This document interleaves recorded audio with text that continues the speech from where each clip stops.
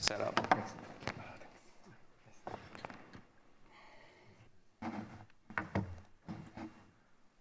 So the next speaker will be Carlos Bercini, and he'll talk about Q functions in n equals 4. Yes. So thanks all for just set the timer. Okay. So thanks for the invitation to speak here. Thanks for the organizers for this amazing conference so far. Hope that we also have a great last day. And what I want to talk about today is mainly in this last paper that we did with Till, Andrea, David, and Paul, who like a subset is still around today. And what I want to talk about today is basically like the grand motivation, something that people throughout this conference said, is that we want to use the integrability framework to compute 2 and 3-point functions. And in n equals 4 superring mills, in planar n equals 4, these formalisms exist. They go by the name of the quantum spectral curve that you can use to compute 2 points, and the hexagons that you can use to compute 3 points. But also emphasize many times, these 2 formalisms are not in equal footing. Like you can compute the spectrum at some arbitrary value of the coupling, but you cannot compute the 3-point functions in the same way. So one alternative that you can approach is try to make the hexagon more friendly to the quantum spectral curve, try to rewrite it in terms of Q functions. That is one direction that was explained by Benjamin and Alessandro in the previous days of the conference. And another direction that I'll explain today is somehow older. It goes by this name of separation of variables, which can be very technical. But for all the purpose of these talks, the separation of variables will be a machine that eats Q functions and will spit out a number, either 2-point functions or 3-point functions. So in a very pragmatic way, the workflow that I have in mind is something like this. So you know the first step, you know that in conformal field theory, such as n equals 4, 2-point functions of different operators are 0.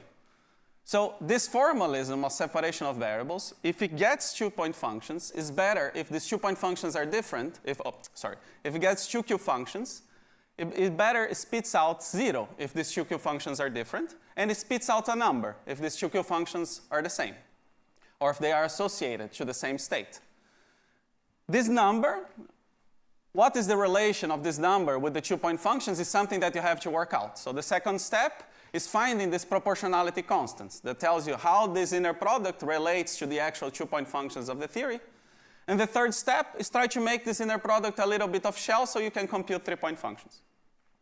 And apart from some semi-classical limits and stuff like that, I will not comment basically, this map, these like 3 steps, have only been worked out in some sectors of n equals 4 superring mills at 3 level and recently at 1 loop.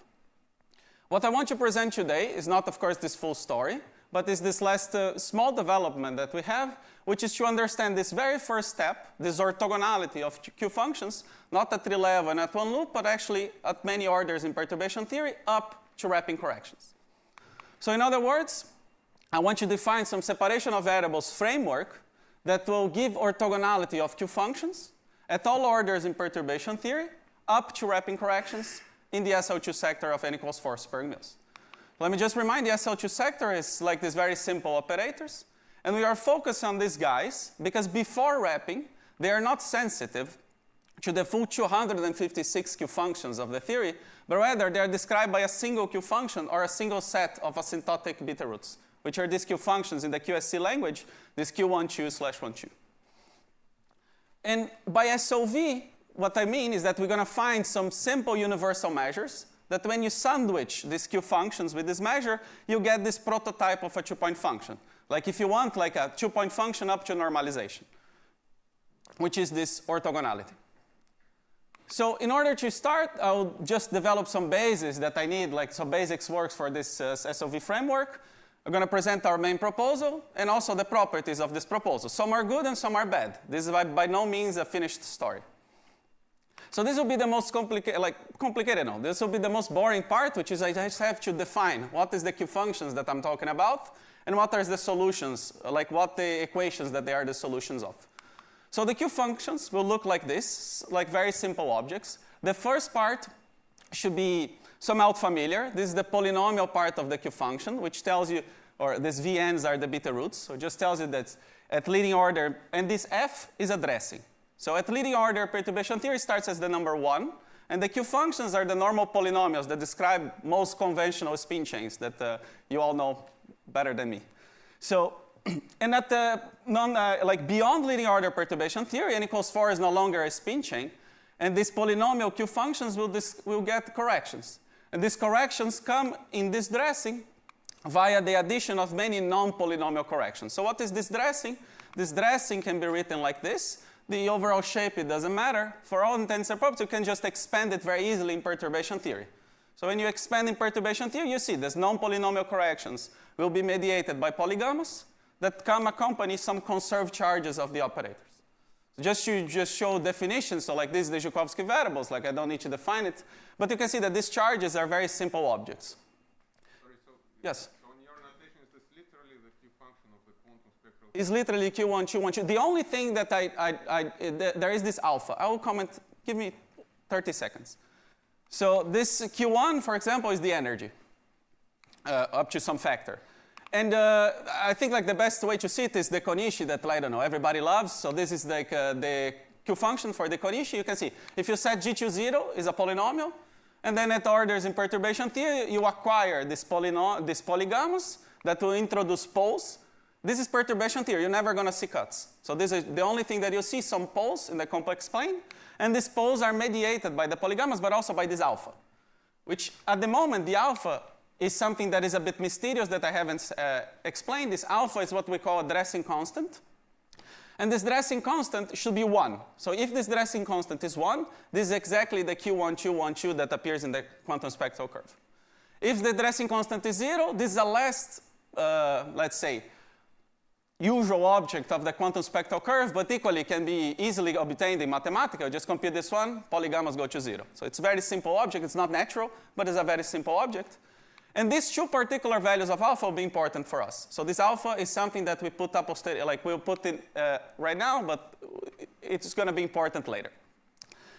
So forget a little bit about like specific values of alpha. So just think of this Q function here. And this Q function satisfies some Baxter equation, which is given here. And it has a shift in the plus direction, a shift in the minus, and then the transfer matrix. And starting from now, I'll do an example, which is twist 2 operators.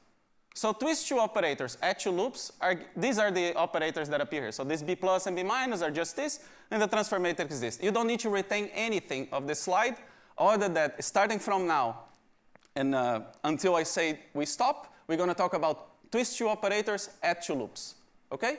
And why do I don't talk about the 3 loops and higher? It's because then wrapping corrections start. So everything that I'll say is just wrong if we just keep going in perturbation theory. So if you don't care about wrapping, this is the most orders that you can expand. Okay?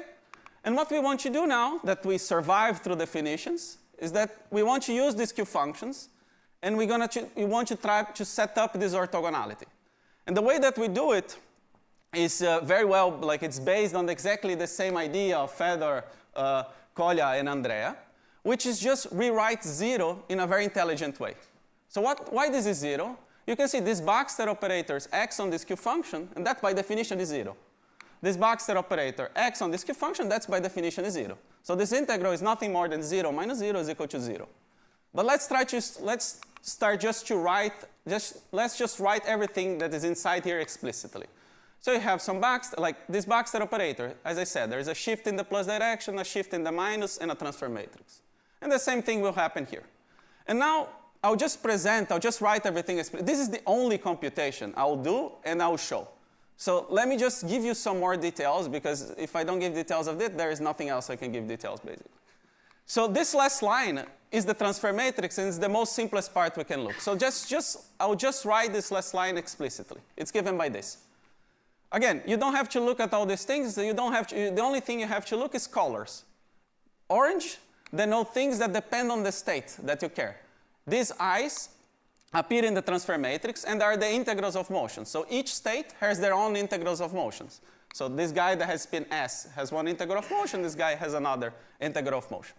And all this blue part that looks complicated, it doesn't matter, because this is state independent. It's universal. So if I take the first line from the second, everything that is blue drops out. And you start to recognize something that looks like the goal that you want to have, some separation of variables type of integral. You have this difference of integrals of motion, and then some integral, very simple integral of the Q functions.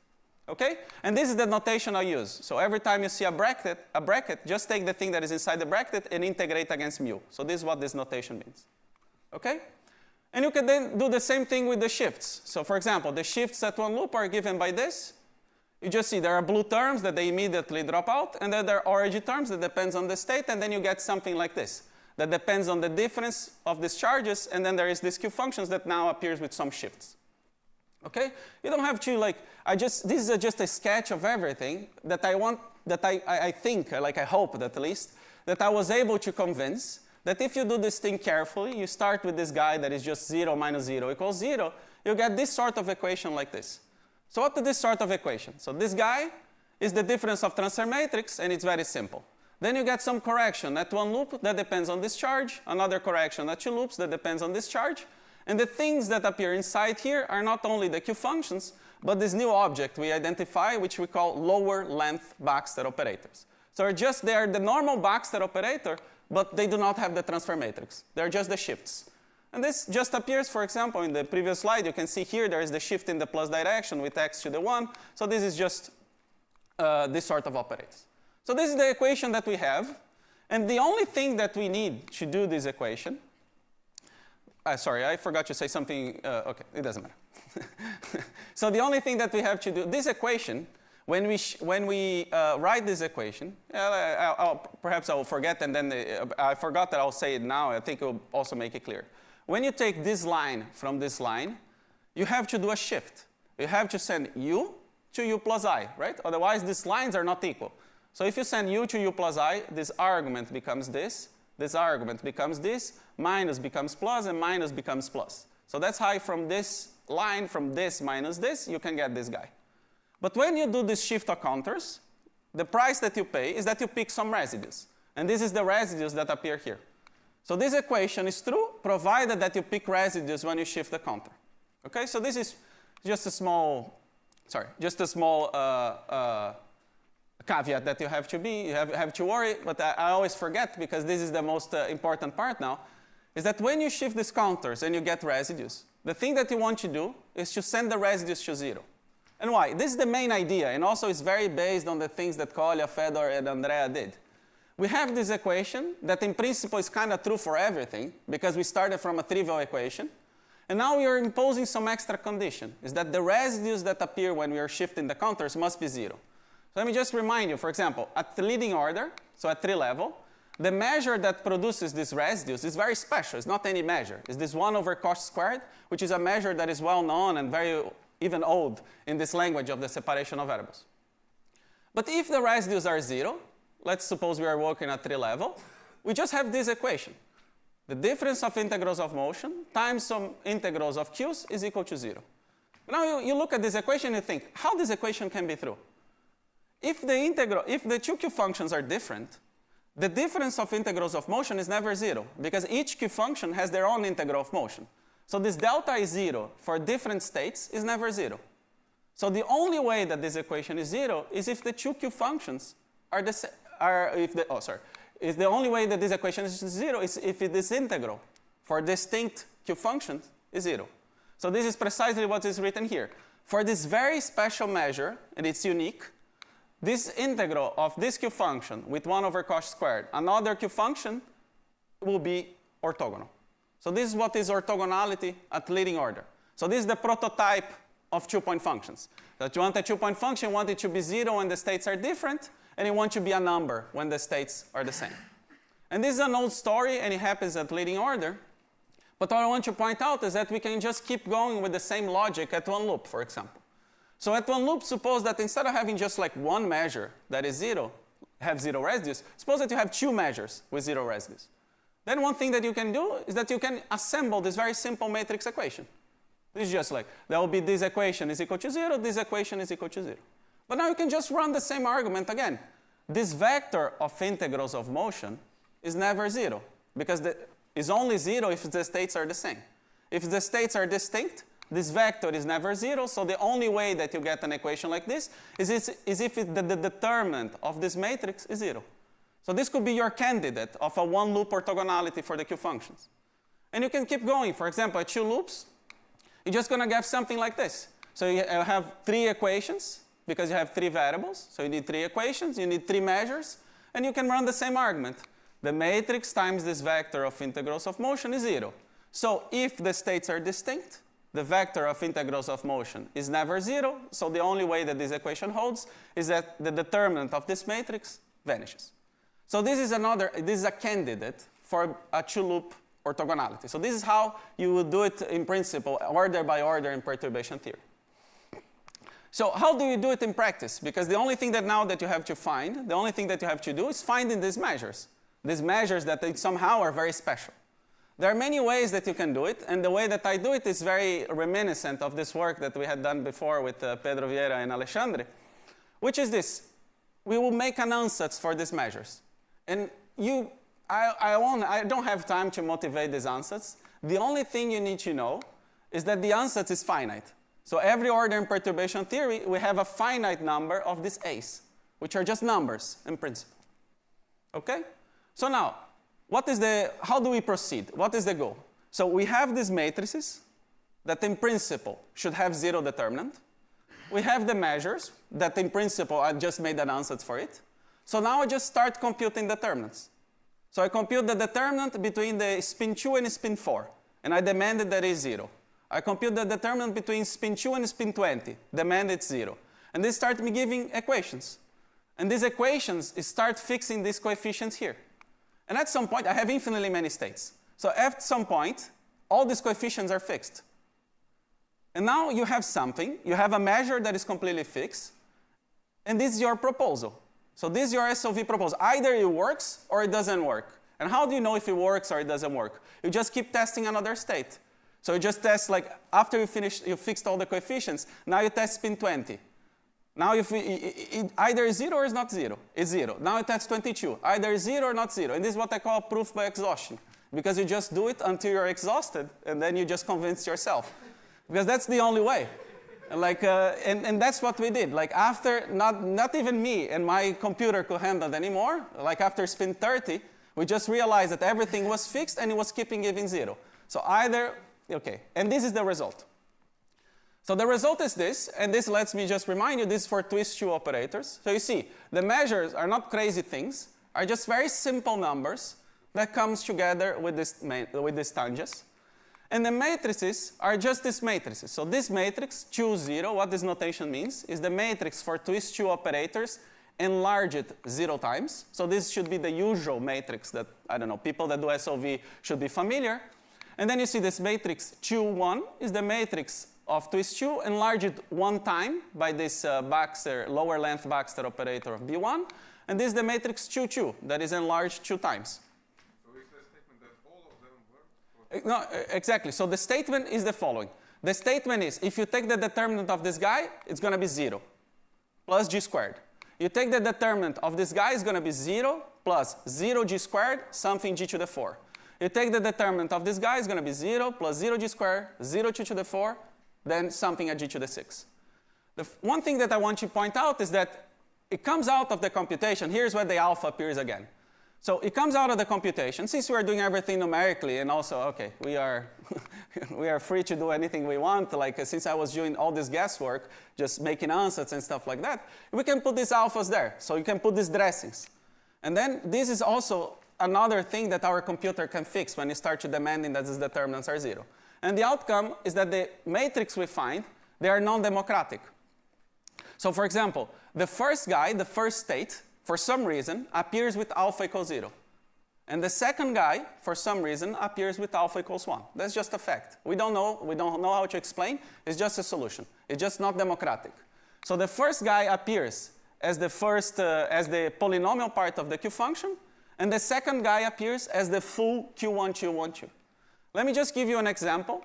So for example, someone approaches you in the street and say, I want to compute twist 2 states with spin 2 and spin 4. And then you say, okay, what's the first state? Spin 2.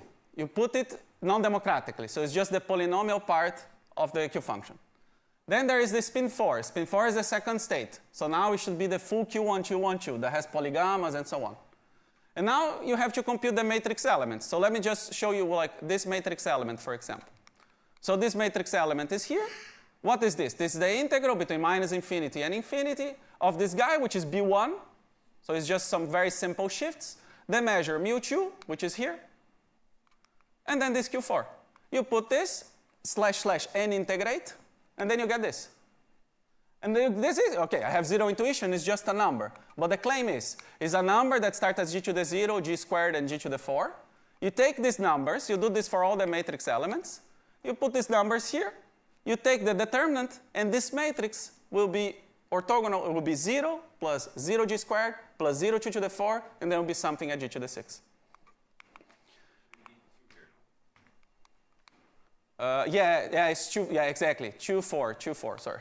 Before I had done 4, 6, but I don't know, the numbers were ugly. That's why, I don't know, okay, it doesn't matter. So if you find this beautiful as well, like you have a problem as well, but okay. I think I dive too deep into these things. I'm still recovering. So this is, as I said, so this is twist 2. So twist 2, this is the best we could do. We had 3 matrices that were increasing. And they were increasing 3 times because after some time we have wrapping and then we don't know what to do. Now I want to present what happens, which is our main result, for twist L operators. So in order to talk about twist L operators, I should give you 2 things. First, matrices, and second, measures. Okay? So here's the matrix. Do not be scared. It has a blue part. So okay, notation. MLK. So this will be the matrix that is associated to twist L operators, enlarged k times. If you are familiar with the SOV, this blue part is exactly the leading order separation of variables for twist L operators. So this is a L-1 matrix. So before this talk, if you just delete everything that is orange, look at that matrix will give you leading order orthogonality of twist L operators. But now what I'm saying is that if you want to enlarge it, just add these lower length Baxter operators. So if you want to enlarge it 1 time, add the lower length Baxter operator, so it's twist L, so the first guy you add is L-1. If you want to enlarge it 2 times, add L-2. If you want to enlarge it K times, L-K. And each one of these lines, you have the subscript, 1, 2, 3, 4, What are these? These are the measures that you have to integrate against. And the measures that you have to integrate against, the mu1, mu2, mu3, are there. So these are the measures. They have some 3-level part, and then they have this part here, which just is this. It's a closed formula. Like there is no free parameters anymore. Either this is correct or is wrong. There is no other way. And here, there is this infinite. This infinite is how many loops you want to compute. So if you want to compute 10 loops, just put the number 10. If you want to compute 20 loops, put the number 20. And if you want to compute some sort of finite coupling, I have some sort of, I can resum all of this, and it's in the end. This is in the bonus slide. I won't show. I don't want to scare anyone more than this already is. So this is it. And the claim is very simple. You take 2 states of twist L. Now, you can create these matrices. So the matrix of L enlarged 0 times, the matrix of L enlarged 1 time, 2 times, and so on, until the last matrix enlarged L times. And the claim is that the determinants of these matrices will give you 3-level orthogonality, 1 loop orthogonality, 2 loops orthogonality, 3 loops orthogonality, until you have L loops orthogonality. And then you cannot go any longer because you have wrapping. And again, I don't know what to do when you have wrapping. In other words, you can just write it in this very simple way. The determinant of this matrices is going to be sometimes some 0 plus something that starts at the next leading order. Except, okay, this is the big elephant in the room. I'll tell you a little bit more in the end. Except when the states have the same twist and the same spin. Okay, so just leave it here. I'll not forget. But it's something that is the worst part of our formalism and the worst part of our expressions. I will show you this. Okay, for sure there'll be questions, but I will just leave it here, and then we can talk it just a little bit in the end. So let me just, before I talk about this, I just wanted to give you an example so it becomes a little bit clear. What do I have in mind? So suppose, okay, you're walking downtown London, and then someone will say, look, I want to compute twist 4 operators. One has spin 4 and the other has spin 6 at 3 loops. So what do? You have this matrix that, you have twist 4, so you know that at 3 level is given by this matrix, 4, 0. which is a L minus 1, L minus 1 matrix. So it's a 3 by 3 matrix. And you say, oh, I want to compute it at 3 loops, so I must enlarge it 3 times. So now it becomes a 6 by 6 matrix. You take the measures, you compute the Q functions at 3 loops, you compute the measures at 3 loops, you put it in Mathematica, you do n integrate, and then you get a matrix like this, for example. So this is the first column of the 6 by 6 column. There is this other column, then this goes until, I don't know, a couple meters. And then it's a 6 by 6, and you can see like all the entries are ugly. Like there is no entry that is particularly nice. All of them have a term at g to the 0, a term at g to the square, a term at g to the 4. There is no reason, unless for this matrix to have this behavior. But indeed, if you take the determinant of this matrix, you get the number 0, then the number 0, then the number 0, until you reach g to the 8. So that's how you operate with these guys. And there are three properties that I want to talk about in this last 5 minutes, or okay, 4. Which is, there are good properties that are unexpected. There is this bad property that I have to address. And there is a strange property that I don't know. Depend on who you ask. And the collaboration is split, if this is bad or good. So the good property, and it's also good because I want to talk about now, which offers a little bit of a physical intuition behind this expression that it looks ugly, which is the following. Suppose you have a twist L operator and a twist L minus 1 operator. Okay? So operators of different length. And now you just have this blue part, which is a result. It's like a matrix. You take the Q functions of this twist L and twist L minus 1 and just plug into this matrix. You just want to see what is it. Is it 0? Is it non-zero? What is it? And you can just compute, and it's non-zero. And there was no reason to be 0. It's like orthogonality between states of different length. However, if you use these enlarged matrices, so suppose you add the operator of twist L minus 1 on this line, this Baxter operator, when he acts on the operator of twist L minus 1, gives 0. So you have an entire line that is made of zeros. So these enlargings, they are making some sort of trivial this orthogonality of twist L operators with twist L minus 1 operators. And that's how you should view these enlargings. So every time you enlarge it, you make the guy that you want to make, these twist L operators, orthogonal to operators of smaller and smaller and smaller sizes, until you reach the size 0, basically. So that's how you should see these enlargings. And, okay. And then the bad property. So the bad property, let me just explain it just like give you an example, and why I haven't talked about it before. When you do twist 2 operators, for each spin, there is a single operator. So it's something that I could not tell you before because it doesn't happen for twist 2. It's something that we start observing at twist 3 and higher. And what is it? If you take twist 3 operators, you start numbering your states, and then you see, for example, at spin 6, there are 3 states of twist 3 that have spin 6. These 3 states are orthogonal to all the other states of twist 3, all the infinite number of them, but for some reason, they are not orthogonal amongst themselves. And this is just like, it was just because when we were doing this, when we were trying to find these expressions, we never tested for this by miraculous coincidence. And then it's something that we tried in the end, and it doesn't work. And it doesn't work, and I cannot tell you why it doesn't work. I could say, like, I have no idea is a bit harsh. We have, like, epsilon idea of why it should be. There is, like, a small section in the end of our paper that, like, is an attempt of explaining how this could be resolved. I cannot explain, but I'll be happy to talk to anyone after this talk and try to address this problem.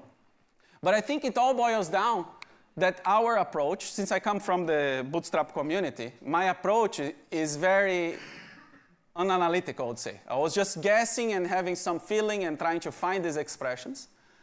And in the end, we end up with this thing that I do not have, although I can offer you some interpretation of these enlargements and so on, and some motivation where they come from, I cannot give you like an honest and nice analytical derivation of everything that I did. And I think this is deeply related to the fact that I cannot give you an explanation why these operators of different spin are not being orthogonal. And I think just like this is also one of the big motivations that I want to present it here, because there are many people here that understand more than I do about these things. And I believe that if we have this analytical understanding of not only this derivation of this result, but also how to make all the states orthogonal in this way, we can not only compute orthogonality, but then focus on the actual thing that matters, is that when things are not zero, when you have the norm of the states.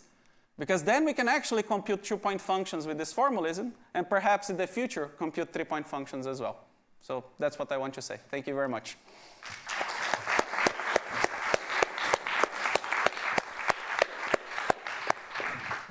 Questions? Yes. And further. Anticipated.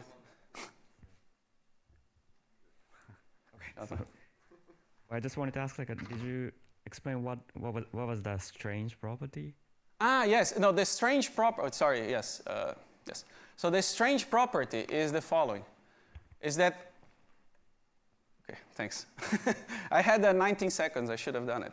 Okay, but the strange property is the following: if you have some sort of SLV formalism, the thing I would expect is that every time you enlarge it, you change your definition with the Godin norm, but in a perturbative way. So if I do things at 3 level, I enlarge it one time, you should only change the normalization with the Godin normal with the 2-point function at 1 loop. And then if I enlarge it 2 times, it should change it at 2 loops. This is not what we observe. So every time you enlarge it, you not only change the perturbative definition, but also the overall 3-level prefactor. So that's, I don't know, that's a fact of life, and I don't know how to, yeah. So perhaps let's call strange/bad then. I think that's, I'm in the 25% of the collaboration that believed was good, but okay. But I can give you more details why I think. Let me just point out, like in this last section of the paper where we attempt to do more analytical results, we end up with a different formulation. The price that you pay is that it only works for twist-2 operators. We don't know how to generalize. And in that case, indeed, it happens what I said. At 3 level is the same, and then it only changes at 1 loop. So, okay. Sorry. One fast question. Do you incorporate the dressing phase in some way? Yeah, like for example, at the beyond like twist-2, like it doesn't happen, right? But for all these other guys, when you are solving the beta equations and so on, the dressing phase is there. Yes. And one deeper question. Do you have any maybe speculations about the representation theory or any algebraic interpretation of your result in some more invariant terms? This equation reflects on me and goes to Paul. Like it's the. I understand you may not have. Yeah, no, I don't have it. Or anything. I don't have even the speculations, but if there is a person in our collaboration that can speculate on that, it's Paul. I simply cannot. I mean, in this SL2 setup, not really. So we did similar things in SU2, which are not in the paper, but nevertheless we did them. But we tried to look for like an underlying spin chain interpretation coming from everything, and more or less we just reproduced theta morphism. But yeah, that's all I can say about that. Charlotte? Just the obvious naive question. Is there any hope that it can be used for computation of 1-point functions? And Oh yeah, no, that's it's one of the future directions, something that really want to do it. Yes, yes. Yeah, okay. To get the actual number is always complicated because of this normalization, but it's something that is on radar, yes. Okay, previously people for twist-2 states, they studied the generalization of these Q functions for the continuous spin S. Yes. So is there any hope that you can extend your orthogonality formalism to this continuous S case? Yeah, no, that's a dream. Actually, like next week I'll be in Brazil, and that's exactly what I want to do with Pedro there. So, so yes, it's exactly what I want to do, and it's it's the hope. And also, let me point out that I think like this is the way to also explore other limits, such as large spin in this formalism. That is something that is also not well understood yet, as far as I know. Like yes. Okay. Thank you.